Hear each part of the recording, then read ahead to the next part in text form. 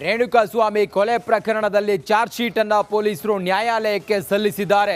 A7 ಆರೋಪಿ ಅನುಕುಮಾರ್ ತಾವು ಸಲ್ಲಿಸಿದ ಜಾಮೀನು ಅರ್ಜಿಯನ್ನು ಈಗ ವಾಪಸ್ ಪಡೆದಿದ್ದಾರೆ. ರೇಣುಕಾಸ್ವಾಮಿ ಕೊಲೆ ಕೇಸ್ನ 7ನೇ ಆರೋಪಿ ಜಾಮೀನು ಅರ್ಜಿಯನ್ನು ವಾಪಸ್ ಪಡೆದಿದ್ದಾರೆ. ಅನುಕುಮಾರ್ ಹೈಕೋರ್ಟ್ಗೆ ಅರ್ಜಿಯನ್ನು ಸಲ್ಲಿಸಿದ್ದ A7 ಅನುಕುಮಾರ್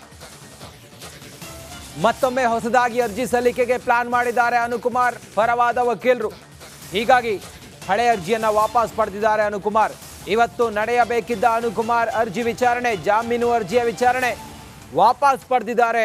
ಅನುಕುಮಾರ್ ಮತ್ತೊಮ್ಮೆ ಹೊಸದಾಗಿ ಜಾಮೀನು ಅರ್ಜಿಯನ್ನು ಸಲ್ಲಿಸುವುದಕ್ಕೆ ತೀರ್ಮಾನ ಮಾಡ್ದಂಗಿದೆ. ಹಾಗಾಗಿ ಈಗ ಸಲ್ಲಿಸಿದ್ದ ಜಾಮೀನು ಅರ್ಜಿಯನ್ನು ವಾಪಸ್ ಪಡೆದಿದ್ದಾರೆ. ಎಲ್ಲವೂ ಅಂದುಕೊಂಡಂತಾಗಿದ್ರೆ ಇವತ್ತು ಅನುಕುಮಾರ್ ಜಾಮೀನು ಅರ್ಜಿಯ ವಿಚಾರಣೆ ನಡಿಬೇಕಾಗಿತ್ತು.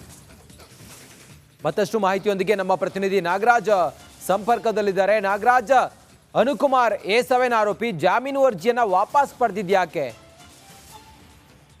ರಂಜಿತ್, ಏನು ರೇಣುಕಾಸ್ವಾಮಿ ಕೊಲೆ ಪ್ರಕರಣದಲ್ಲಿ A7 ಆರೋಪಿ ಒಂದು ಏನು ಸೆಷನ್ಸ್ ನ್ಯಾಯಾಲಯದಲ್ಲಿ ಅವರ ಜಾಮೀನು ಅರ್ಜಿಯನ್ನ ವಜಾಗೊಳಿಸಲಾಗಿತ್ತು. ಅದನ್ನ ಪ್ರಶ್ನೆ ಮಾಡಿ ಹೈಕೋರ್ಟ್ ಏಕಸದಸ್ಯ ಪೀಠಕ್ಕೆ ಒಂದು ಜಾಮೀನು ಕೋರಿ ಅರ್ಜಿಯನ್ನ ಸಲ್ಲಿಕೆ ಮಾಡಿದ್ದು. ಆದ್ರೆ ಈಗ ಏನು ಮೊನ್ನೆ ಒಂದು ಚಾರ್ಜ್ ಶೀಟ್ ಸಲ್ಲಿಕೆ ಆಯಿತು. ಚಾರ್ಜ್ ಶೀಟ್ ಸಲ್ಲಿಕೆ ಆದ ಹಿನ್ನೆಲೆಯಲ್ಲಿ ಚಾರ್ಜ್ ಶೀಟ್ ಆಧಾರದಲ್ಲಿ ಒಂದು ಜಾಮೀನು ಅರ್ಜಿ ಅನ್ನ ಸಲ್ಲಿಸೋದಕ್ಕೋಸ್ಕರ ಏನು ವಿತೌಟ್ ಚಾರ್ಜ್ ಶೀಟ್ ಅವರೊಂದು ಅರ್ಜಿಯನ್ನ ಸಲ್ಲಿಕೆ ಮಾಡಿದ್ರು ಜಾಮೀನು ಕೋರಿ. ಅದನ್ನ ಹಿಂಪಡೆದಿರೋದ್ರ ಬಗ್ಗೆ ಮಾಹಿತಿ ಲಭ್ಯ ಆಗ್ತಾ ಇರ್ತಕ್ಕಂಥದ್ದು. ಇನ್ನು ಈ ಒಂದು ಪ್ರಕರಣದಲ್ಲಿ ಮೊದಲ ಬಾರಿಗೆ ಜಾಮೀನು ಅರ್ಜಿಯನ್ನ ಸಲ್ಲಿಕೆ ಮಾಡಿದ್ದೆ ಈ ಒಂದು A7 ಅನುಕುಮಾರ್. ಸೆಷನ್ಸ್ ನ್ಯಾಯಾಲಯದಲ್ಲಿ ವಿಚಾರಣೆ ನಡೀತಾ ಇರಬೇಕಾದ್ರೆ ಅವರ ಪರ ವಕೀಲರು ಒಂದಷ್ಟು ವಿಚಾರಗಳನ್ನ ನ್ಯಾಯಾಲಯದ ಮುಂದಿಟ್ಟಿದ್ರು.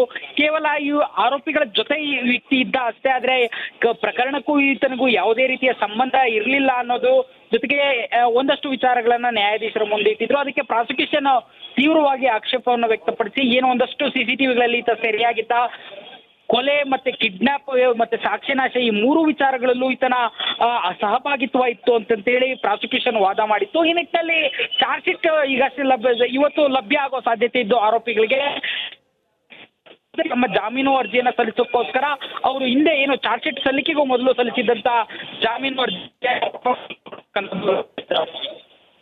ಓಕೆ, ಥ್ಯಾಂಕ್ ಯು ನಿಮ್ಮೆಲ್ಲ ಮಾಹಿತಿಗಾಗಿ ನಾಗರಾಜ್.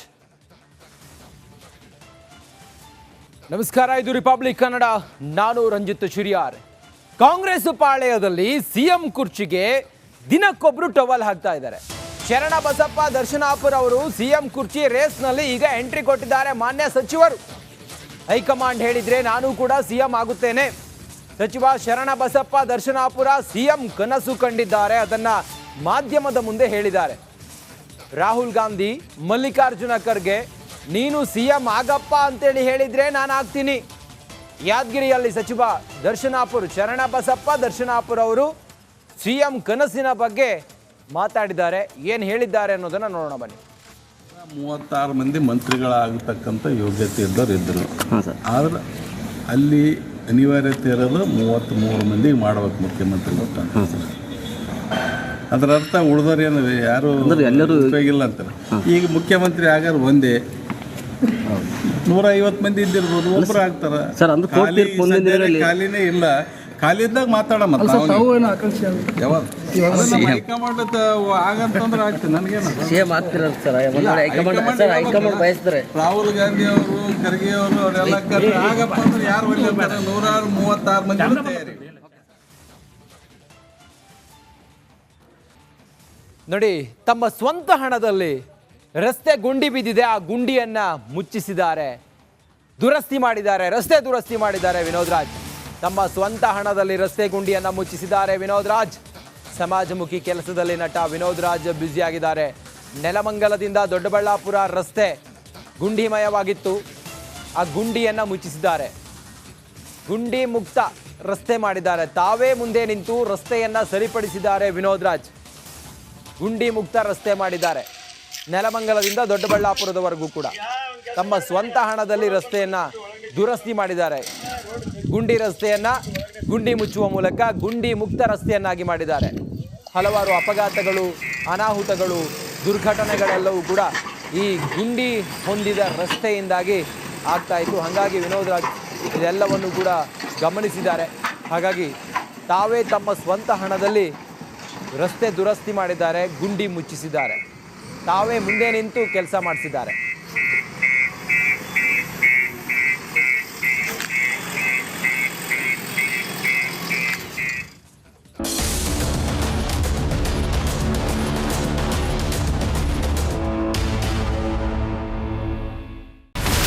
ಇಲ್ಲಿರುವಂತ ಈ ಒಂದು ಗುಡ್ಡ ಕುಸಿದ ಪರಿಣಾಮ ಯಾವ ರೀತಿಯಾಗಿತ್ತು ಅಂತಂದ್ರೆ ಗಂಗಾವಳಿ ನದಿ ಪಕ್ಕದಲ್ಲಿರುವಂತಹ ಉಳುವರ್ ಎನ್ನುವ ಗ್ರಾಮ ಸಂಪೂರ್ಣವಾಗಿ ಇವತ್ತು ನಾಶ ಆಗಿದೆ.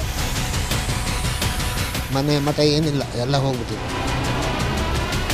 ಇವತ್ತು ರಿಪಬ್ಲಿಕ್ ಕನ್ನಡ ಮಾಡಿದಂತ ಒಂದು ವರದಿಯಿಂದಾಗಿ ಎಚ್ಚೆತ್ತುಕೊಳ್ಳುವಂತ ಕೆಲಸ ಸರ್ಕಾರ ಮಾಡಿದೆ, ಸಚಿವರು ಕೂಡ ಮಾಡಿದ್ದಾರೆ. 2 ಗಂಟೆಗೆ ಸುದ್ದಿ ಮೂಡಿಸಿದ್ದು 6 ಗಂಟೆಗೆ ಎಲ್ಲ ಸಚಿವರು ಮಿನಿಸ್ಟರ್ ಎಲ್ಲ ಬಂದು ಇಲ್ಲಿ ನೋಡೋಗಿದ್ದಾರೆ. ಎಲ್ಲಾ ಜನರಿಗೂ 1,20,000 ಮತ್ತೆ ಅವರಿಗೆ ಮನೆಗೆ 5 ಲಕ್ಷ. ಈ ಸುದ್ದಿಯನ್ನ ಎಲ್ಲ ಒಂದು ಅಧಿಕಾರಿಗಳಿಗೆ ಮೂಡಿಸಿದ್ದಕ್ಕಾಗಿ ರಿಪಬ್ಲಿಕ್ ಕನ್ನಡ ಟಿವಿಗೆ ಧನ್ಯವಾದ ಹೇಳಿ ಇಷ್ಟಪಡ್ತೇವೆ. ಮನೆನೂ ಕೊಡ್ತೇವೆ, ಮಕ್ಕಳ ಶಿಕ್ಷಣಕ್ಕೆ ತೊಂದರೆ ಆಗದೆ ಇದ್ದಂಗೆ ಹೆಲ್ಪ್ ಮಾಡ್ತೇವೆ. 1,20,000 ಮನೆ ಯಾರ್ದ್ರ ಡ್ಯಾಮೇಜ್ ಆಗಿದೆ ಅದನ್ನ ಕೊಡ್ತೀವಿ ಅಂತ ಒಪ್ಕೊಂಡಿದ್ದಾರೆ. ನಮ್ಮ ಕಷ್ಟಕ್ಕೆ ನೀವು ರಿಪಬ್ಲಿಕ್ ಕನ್ನಡದವರಾದಂತ ನೀವು ನೆರವಾಗಿರುತ್ತೆ ನಾವು ನಂಬಿದ್ದೇವೆ.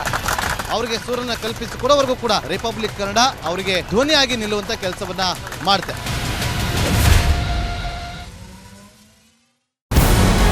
ನಮಸ್ಕಾರ, ಕರ್ನಾಟಕ ಪ್ರೈಮ್ ಟೈಮ್ಗೆ ಸ್ವಾಗತ. ನಾನು ಜಯಪ್ರಕಾಶ್ ಶೆಟ್ಟಿ. ಇಡೀ ಕರ್ನಾಡು ಇವತ್ತು ರೆಬೆಲ್ ಆಗಿ ನಿಂತಿದೆ. ಈ ಹಗರಣಗಳನ್ನು ಸದನದಲ್ಲಿ ಪ್ರಸ್ತಾಪ ಮಾಡಲು ಕೂಡ ಕಾಂಗ್ರೆಸ್ ಹಿಂದೇಟು ಹಾಕಿದ್ದೇಕೆ? ನಿಮ್ಗೆ ಸಂಬಳ ಅದಕ್ಕೆ, ನಿಮಗೆ ವಾಹನ ಅದಕ್ಕೆ, ನಿಮಗೆ ವೆಪನ್ ಅದಕ್ಕೆ, ನೀವು ಅದನ್ನು ಸೆರೆ ಹಿಡಿಬೇಕಾಗಿದೆ. ನೀವು ವಿದ್ಯುತ್ ಬರ ಇದೆ ಅಂತ ಹೇಳ್ತಾ ಇದ್ದೀರಿ, ಎಲ್ಲಿ ಬರ ಇದೆ ನೀವು ಹೇಳಬೇಕು. ಪಾಕಿಸ್ತಾನ್ ಆಕ್ಯುಪೈಡ್ ಕಾಶ್ಮೀರ್ ಅದು ಎಂದೆಂದಿಗೂ ನಮ್ಮದು. 40 ಮೆಷಿನ್ಗಳು ತಂದಿತ್ತು ನೋಟ್ ಎಣಿಸುವುದಕ್ಕೆ, ಅದೇ ಹಾಳಾಯಿತು. ಮಥುರಾದ ಗಲಾಟೆ ಇದೆಯಲ್ಲ, ಅದು ಸ್ಥಳೀಯವಾಗಿ ಕೂತು ಪರಿಹರಿಸಬಹುದಾದಂಥ ಕಾನೂನಿದೆ. ಗ್ಯಾರಂಟಿ ಯೋಜನೆಯಿಂದ ನಷ್ಟ ಆಗಿದೆ, ಲಾಭ ಆಗಿದೆ, ದಯವಿಟ್ಟು ಹೇಳಿ. Dawood Ibrahim most wanted criminal ಯಾವಾಗಾದ ಅಂದರೆ ಇಲ್ಲಿ ತನಕ ಭಾರತ ದೇಶದಲ್ಲಿ ಓರ್ವ ದಲಿತ ಪ್ರಧಾನಿಯಾದಂಥ ಇತಿಹಾಸವೇ ಇಲ್ಲ. ರಿಪಬ್ಲಿಕ್ ವರ್ಲ್ಡ್ ಆಪ್ ಇದು ಕೇವಲ ಅಪ್ಲಿಕೇಶನ್ ಅಲ್ಲ, ಸಮಗ್ರ ಸುದ್ದಿಗಳ ಸಂಪರ್ಕ ಮಾರ್ಗಕ್ಕೆ ಕ್ರಾಂತಿಕಾರಿ ಬದಲಾವಣೆ. ರಿಪಬ್ಲಿಕ್ ವರ್ಲ್ಡ್ ಆಪ್ ಕೇವಲ ಸುದ್ದಿ ಅಪ್ಲಿಕೇಶನ್ ಅನ್ನ ಪರಿಚಯ ಮಾಡ್ತಾ ಇಲ್ಲ, ಬದಲಾಗಿ ಡಿಜಿಟಲ್ ಸುದ್ದಿ ಬಳಕೆಯ ಹೊಸ ಯುಗಕ್ಕೆ ನಾಂದಿ ಹಾಡ್ತಾ ಇದೆ. ಇದೊಂದು ಬ್ರೇಕಿಂಗ್ ನ್ಯೂಸ್, ಪ್ರಭಾವಶಾಲಿ ಕಾರ್ಯಕ್ರಮಗಳಿಗೆ ಗಟ್ಟಿಯಾದ ವೇದಿಕೆ. ರಿಪಬ್ಲಿಕ್ ವರ್ಲ್ಡ್ ಅಪ್ಲಿಕೇಶನ್ ಈಗ ಲೈವ್ ಆಗಿದೆ. ಗೂಗಲ್ ಪ್ಲೇ ಸ್ಟೋರ್ ಮತ್ತು ಆಪಲ್ ಆಪ್ ಸ್ಟೋರ್ ಎರಡರಲ್ಲೂ ಲಭ್ಯವಿದೆ. ಈಗಲೇ ಡೌನ್ಲೋಡ್ ಮಾಡಿ.